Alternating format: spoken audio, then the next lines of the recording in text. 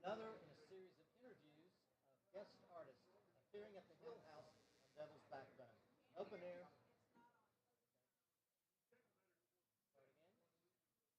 Start again. All right. Stop Furkin with you. Oh, I know what's wrong. Time out. Time out.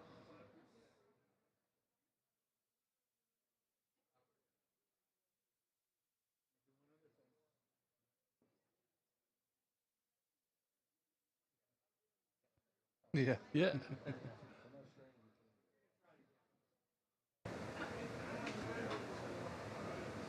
Should check and see. Scott Furkin with you, ladies and gentlemen, for another in a series of interviews of guest artists appearing at the Hill House on Devil's Backbone, an open-air music venue on Kenwood Hill in the south end of Louisville, Kentucky. This time I'm speaking with Brady, Beau, and Jack Stablein, brothers who collectively comprise Brother Elsey, an alt-country, indie rock, Americana band originally from Detroit but now based in Nashville. Known for lush harmonies and honest, introspective songs, they're making their first appearance at the Hill House tonight. Guys, welcome. Thank you so much. Yeah, Thank you. Appreciate it. This place is amazing. Well, I know it's your first time here at the Hill House, but have you played Louisville before? Yes, we Yeah, played a couple times. We played at Mercury Ballroom not too long ago, maybe last year. Last Summer, in the yeah. fall. Yeah. Okay, cool. Well, we're glad to have you back in town. Yeah. Let's talk a little bit about your early life. You grew up in Detroit. Can you kind of give us a glimpse into what it was like growing up in Detroit? And Yeah. So we grew up in Rochester Hills, which is about 20 minutes away from downtown, and it was a really like nice small town to grow up in, kind of like the Mayberry situation. But the music scene in Michigan was really interesting. There was a lot of like local promoters that would really help out young musicians in Michigan. So we grew up around a lot of people that were, really eager to develop young artists and put on shows for high schoolers, and their friends in real venues. So it was kind of cool. We got a glimpse of like really great shows pretty early on there from a lot of nice promoter friends, for sure. and yours was a musical household, correct? Give us a little insight into that. Our grandfather was in like a country band growing up, and we pretty much thought he was Johnny Cash. They'd rehearse in the basement, but they played big city festivals like the Hoedown and Cherry Fest, and being exposed to that at a young age, it was a blessing, because that's all we wanted to do as kids is play like that, and then we fell in love with our own band, and we wanted our own type of music, and wanted to be like those kind of bands, and so a lot of singing, a lot of playing music. Our other side of the family is musical too, so it's definitely a musical family, a lot going on. And your dad is also a musician. Yeah. He I would say it's he's a music lover, really. Okay. I mean, he's learned how to play guitar as of the last like 2 years. He sends us videos every once in a He while. does. It's pretty awesome. Okay. But we grew up with him like really pointing out the beauty of music in a cool way in his car. He has a very eclectic taste in music, huge Springsteen fan. So our earliest collective memory was sitting in his car listening to Jungle Land from Bruce Springsteen, and him kind of like telling us like close your eyes and like listen to how this guy is painting a picture of the story. Yeah. And that really kind of like struck a chord with us early on, and helped us really fall in love with making music in a cool way. And then the next song would be from 50 Cent. Or Fergie. Okay, so all over the place. Well, so what prompted the three of you to pick up guitars and start making music? I think it had a lot to do with our grandfather. Because we grew up, Jack was saying like he played a lot, but he had a big rehearsal space in his basement. And so we grew up around guitars and a full band setup in the basement of their house. So when we'd go over there, we would, go down there and untune the guitars and bang on them and stuff. And he didn't really mind at all. Like we were just curious kids. But seeing all that and growing up around all that, it definitely was like,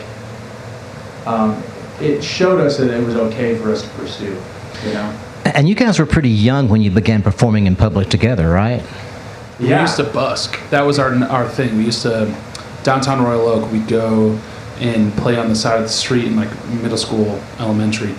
And yeah, we would make $100 and it was like we were the richest people of all time. Absolutely. You know? Like we would, someone would throw a 20 in and we'd be like, oh my God, $20? I think we played all summer one time. We were all in middle school and we saved up $250. And that funded like our first real like studio experience. And we were able to go in and record like one song at some tiny studio in Royal Oak. But that's when we first started playing in front of strangers, and I'm sure a lot of people hated it at first, but it helped us out at least, you know. And then you formed a band that was larger than just the three of you, right? Yeah. What was that called? It was called Fifth and Main. That was the first band we started in high school. Okay. Yeah. It was just a bunch of friends. Like all of us were on the football team together pretty much, and we all loved music and writing music, and we just decided to start playing shows together and recording together and just kind of figuring it out together, you know. Cool. So at some point you decided to go back to the three of you and tell us about how that came to be. Yeah. You want to chime in, Beau? Sure. Go ahead. I think we were in college at the time. We had this rehearsal space in Detroit at this old abandoned, since renovated-ish kind of place. It was an old car factory. And we had a spot there to rehearse every weekend. And I think once we got like kind of annoyed with the loud noise that we were just making every time we rehearsed, we were like, we need to step back and kind of write songs and focus on that and focus on harmonies and stuff like that.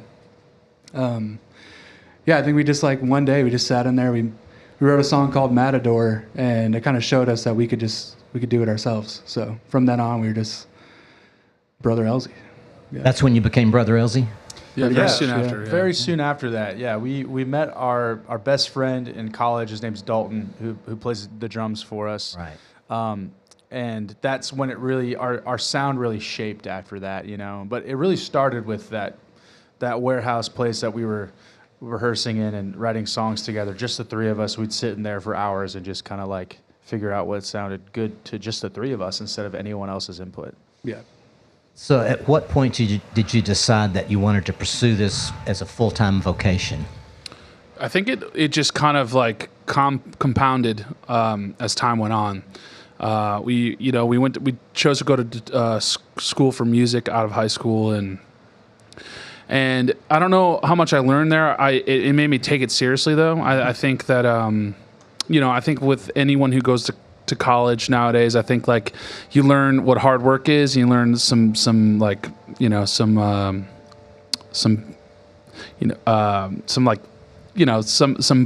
so what you need to know for life, and then you kind of take that and go and run with it. And I think that's what we learned in college. And What college? It's no longer around. It's called the Detroit Institute of Music Education.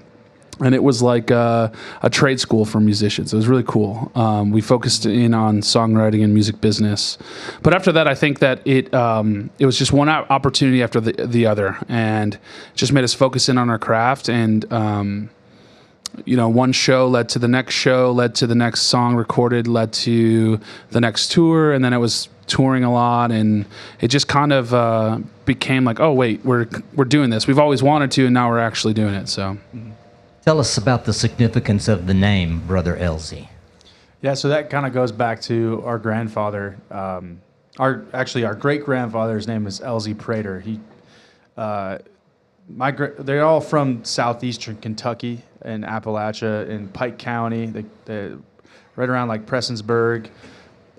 So my grandfather was one of 12 kids, and Elsey was the man of the house, and he was kind of not a nice person, you know.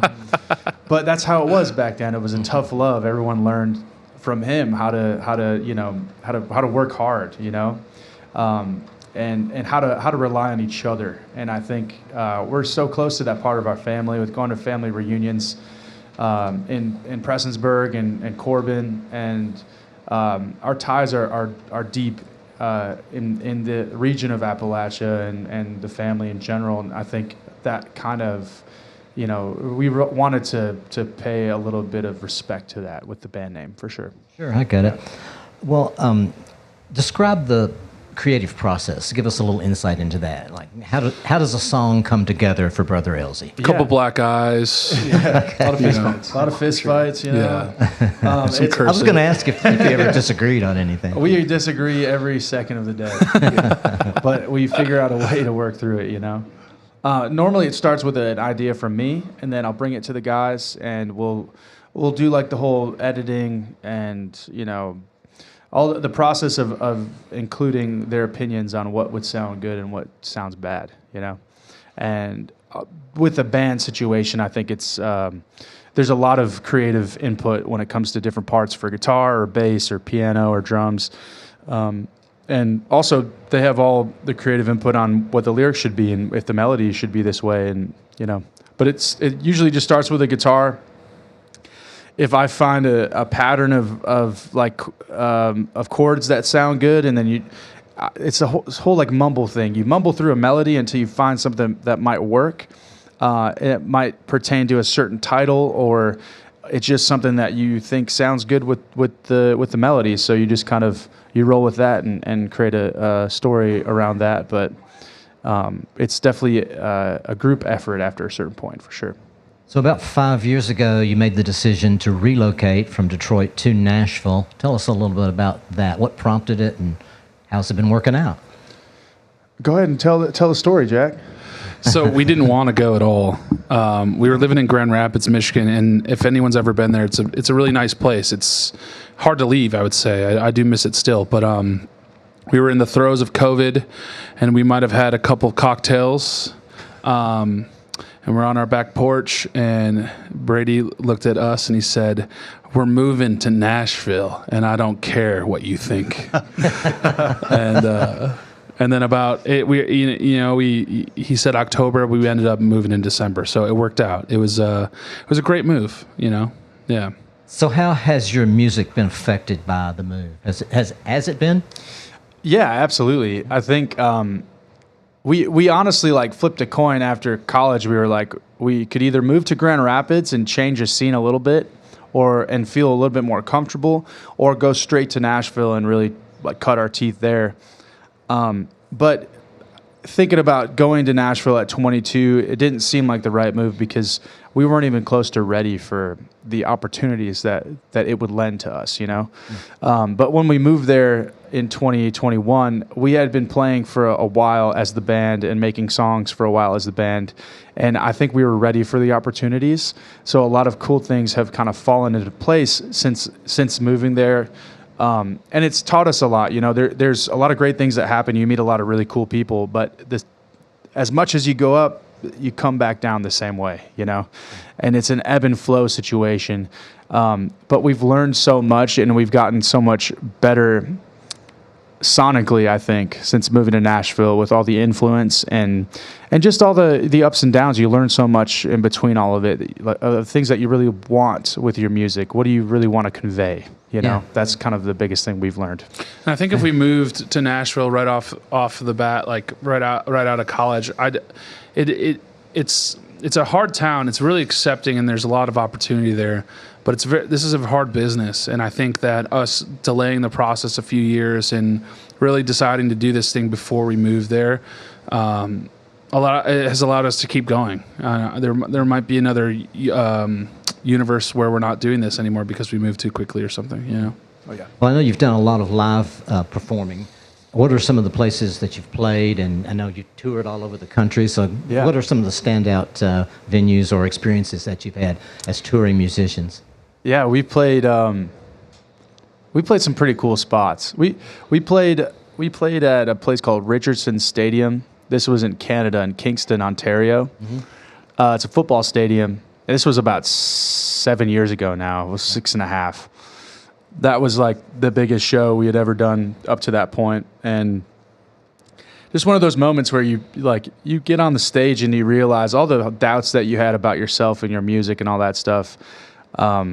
You could think you don't deserve this moment, but once you're up there, you realize you're there for a reason, you know? And those kinds of shows have really like just kind of poked out over the years. We played with a band called the Wallflowers a lot last year. We just opened up for a band called The Fray like last week, and playing in front of about, like 2,000 people every night with them. It's hard to really explain how that affects you as an artist and kind of keeps the fire going, you know? And you guys were just recently in Canada too, like last week, right? We were, exactly. We're happy to be back in America, I would say. It's a beautiful place. Also, I want to shout out, this place is amazing. Yeah, this is incredible. This is such a surprise. We had no idea coming in here, and it's been amazing. Yeah, I think we hear that a lot. Yeah, I'm sure. It's very cool. I think a good part to like where we've played is that you always have these ideas of like what venues you want to play. If you want to play at Red Rocks, you want to play like the bucket list ones, and we've gotten across off a couple. But what you don't realize is going to happen is you stumble in to these places that you never expect you're going to be, and they turn out to be just unbelievable. Like walking in here today, no clue, and it's just so amazing. Cool. Yeah. Glad you like it. Well, in addition to live performing, you've also done some recording. Now, you had a EP in 2021, I think it was, and that was called You Don't Know Anything. Yeah. But then last year, you released a debut full-length album, self-titled Brother Elsey. Describe how those projects came about. Yeah, so we recorded that EP in Canada, actually, in Oakville, the week before COVID hit. So we were up there and we got it all done, and we're like, this is going to change our lives, this EP. We were still living in Grand Rapids at the time, and then COVID hit, and it took about 2 years for us to really bounce back and do anything after that, you know. But it kind of humbled us a little bit after that moment. The process of making that record was really like, it was a beautiful experience. It was super collaborative. We were in a nice studio. It was the first time we all like kind of were able to like sit in a studio for hours on end and really just create over the span of like 100 hours in a week, pretty much, you know. And it was beautiful. With the record that we just put out last year, that was over 2 years in Nashville, and that was a long process of really trying to figure out like what we wanted to sound like, what did we want our debut voice to be, you know. And there was a lot of moving parts behind the record, and you know, it was an exciting experience to be able to be, you know, with a label partner, with an agent, have everyone sort of like have a game plan for you, and be able to put out a record the way that you dreamed of as a kid. You know, it's a really special thing for us, for sure. That's awesome. Yeah. Well, in addition to live performing and recording, you have also had some filmmaking experience. Yes. You were in 2024, made your film debut in Nicole Riegel's Dandelion, playing a group of traveling musicians who cross paths with the title character.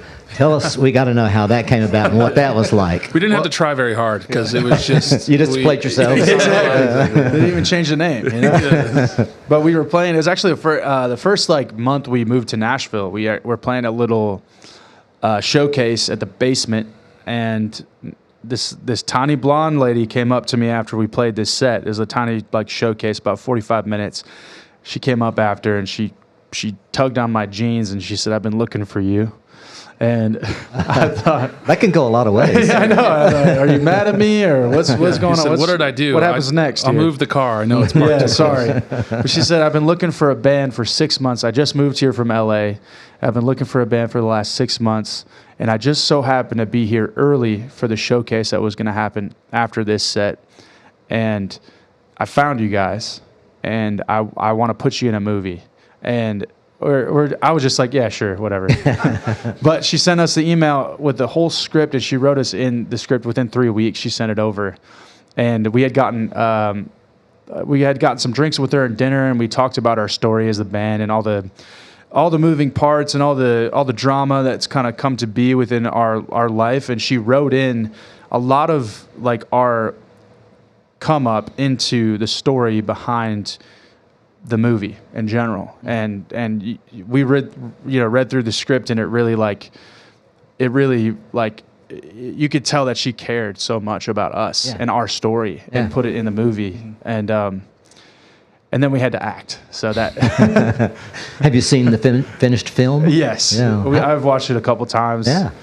I'm not a great actor, but But tried your best. yeah. Even if I'm acting like myself, it's I mean, a you little had lines and everything? bit- yeah. Yeah. Okay. It's funny. Like It- I was actually number 3 on the call sheet, which is like the third most lines for the movie, which is crazy. Jack, I think, was number 4, and we had to get SAG cards and everything. And I was going to ask if Yeah. you had to. Yeah, okay. had Well, to that's- It was, all a, of it was a great experience. Yeah. We got to do this a South by Southwest release too, and flew out there and like did the whole.